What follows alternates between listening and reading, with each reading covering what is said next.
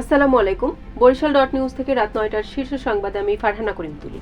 প্রথমে সংবাদ শিরোনাম, পরে বিস্তারিত। লাখো মুমিনের আমিন ধ্বনিতে চরমোনাইর ৩ দিন ব্যাপী মাহফিলের সমাপ্তি। বরগুনায় ফেসবুকে পোস্ট দিয়ে যুবকের বিষ পান। ঝালকাঠিতে ইটভাটার জন্য নদীর তীরের মাটি কাটার মহা উৎসব। বরগুনায় কৃষকের পাকা ধান কেটে নিল প্রতিপক্ষ।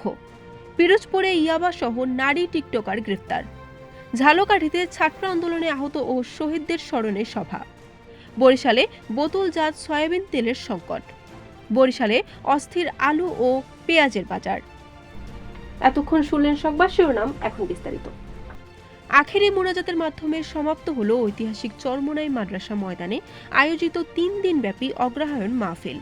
গত ২৭শে নভেম্বর বুধবার বাদ জোহর চরমোনাইর উদ্বোধনী বয়ানের মাধ্যমে শুরু হয়ে আজ ৩০শে নভেম্বর ২৪ শনিবার সকাল ৯টায় সমাপনী অধিবেশন ও আখেরি মোনাজাতের মাধ্যমে সমাপ্ত হয় লক্ষ লক্ষ মুসল্লিদের আধ্যাত্মিক এ মিলন মেলা।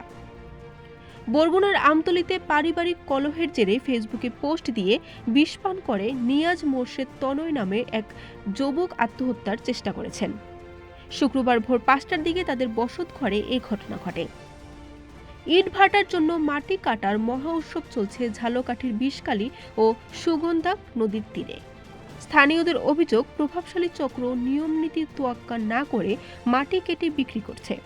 এতে তীব্র হয়েছে নদী ভাঙন। হুমকির মুখে নদী তীরবর্তী রাস্তা, বাঁধ ও ফসলি জমি। বরগুনার তালতলীতে সিদ্দিকুর রহমান নামে এক ব্যক্তির পাকা ধান কেটে নেওয়ার অভিযোগ উঠেছে। শুক্রবার ভোর রাতে উপজেলার সোনাকাটা ইউনিয়নের নিদ্রা এলাকায় এ ঘটনা ঘটে।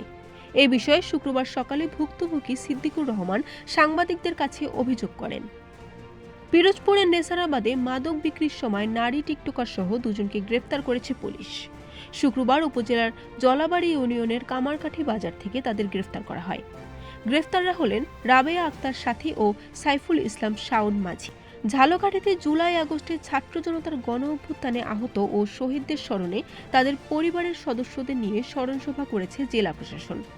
শনিবার সকালে জেলা প্রশাসক কার্যালয়ের সম্মেলন কক্ষে এই স্মরণসভা অনুষ্ঠিত হয়।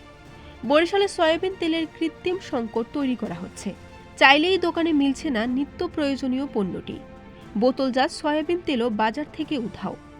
দোকানিদের অভিযোগ, সয়াবিন বাজারজাতকারী প্রতিষ্ঠানগুলোর ব্যবসায়িক স্বার্থে এটা করা হচ্ছে। বরিশালে বাজারে আলু ও পেঁয়াজের বাজার অস্থির। ইচ্ছামাফিক বিক্রি হচ্ছে এই দুই পণ্য। শুক্রবার জেলা শহরের বিভিন্ন বাজার ঘুরে দেখা গেছে পাইকারি বাজারে ৬৮ টাকা হলেও খুচরা বাজারে ৭০ থেকে সর্বোচ্চ ৮০ টাকা কেজি দরে বিক্রি হচ্ছে আলু। Barishal dot news.